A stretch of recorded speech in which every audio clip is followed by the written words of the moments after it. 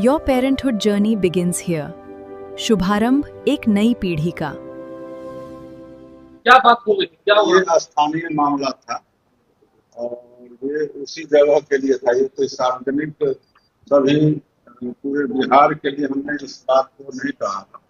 हो सकता है ये पूरे बिहार में लागू होता हो, लेकिन ये मामला था एक युवा जो 20 साल का था।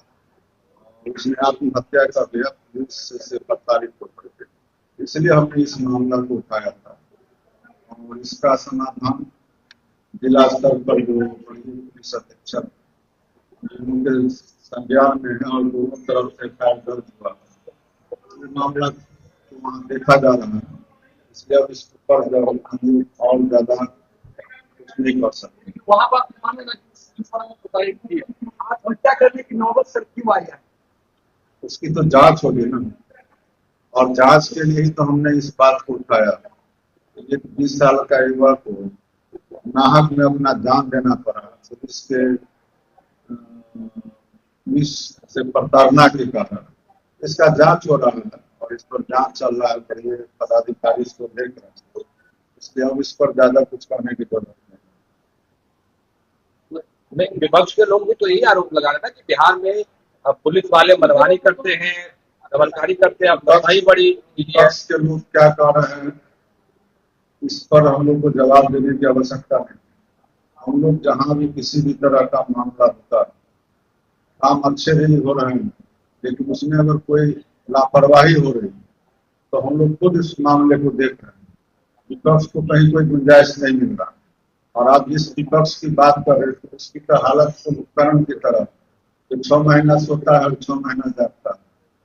और जो छात्रों का मामला था वो बहुत पहले भारत सरकार भी और विभिन्न राज्य सरकार भी समाधान कर, अब कल जाकर के उनकी नींद खुली और चाह रहे थे कि हम भी बहती गंगा में हाथ धोएं, जबकि गंगा जी की धारा बहुत आगे बढ़ चुकी है, उनको क्या हाथ लगा होगा। इसलिए विपक्ष का जो सही भूमिका है वो कहीं से भी नजर नहीं आ रहा है। जो हमारी सरकार है वो सभी के लिए काम कर रही है और अच्छे से काम कर रही है।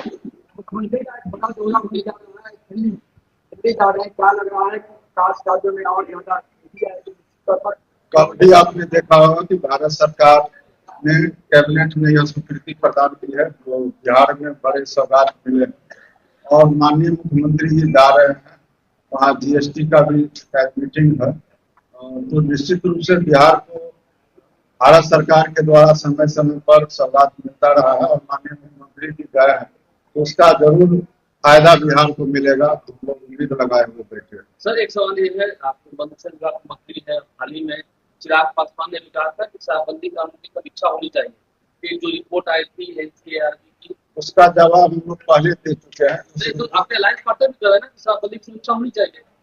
समीक्षा होना और उसको खत्म करना, दोनों में आकाश जमीन का अंतर है। हमने उसमें स्पष्ट किया है कि माननीय पूर्व मुख्यमंत्री आदरणीय श्री नीतीश कुमार जी और विभिन्न राजनीतिक दल के सहयोग से और उनके इच्छा से यह शराबबंदी लागू हुआ था और पहले से शराबबंदी लागू है, शराबबंदी लागू रहेगा, उसमें किसी भी तरह का कोई समझौता नहीं होगा और उसको पूरे सख्ती से पूरी ताकत से हम लोग उस काम में लगे हुए हैं।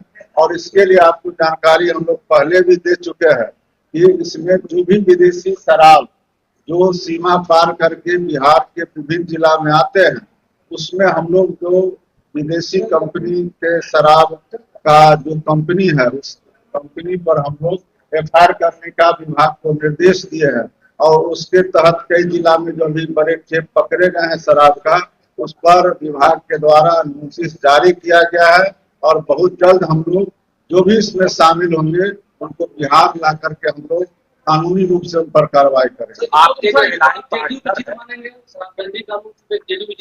आपके मुख्यमंत्री खुले आप ये बात जा करके किसी पब्लिक से पूछिए और आपको ये अगर भ्रम हो कि शराबबंदी 2, 4, 10, 20 लोग के कहने से खुलने वाला है या लोग चाहते हैं कि खुल जाए, तो आज अगर शराबबंदी खत्म किया जाएगा तो कल से बिहार की महिला हो, गरीब हो, दलित हो, पिछड़ा हो, सड़क पर उतर जाएंगे और लोगों को चलने नहीं देंगे। या घरों में नहीं रहिए कि लोग चाह रहे हैं कि शराबबंदी खत्म से हो करते जाए। हैं कि लोग बाहर नहीं, राज्यों में जाते मुख्यमंत्री हैं, जी ने ये बात कभी नहीं कहा। ये नहीं, बात बाहर राज्यों में जाते हैं और पैसा वो कमाने नहीं, ये सब बात तो गलत बोल रहे हैं। नहीं, आप आपके अलायंस पार्टनर हैं चिराग पासवान है, खुद कह रहे हैं कि जिस नियम से लागू किया गया था वो नहीं, नियम नहीं, में कामयाब नहीं हो पाया। ये उन्होंने नहीं, किसी ने भी ये नहीं कहा।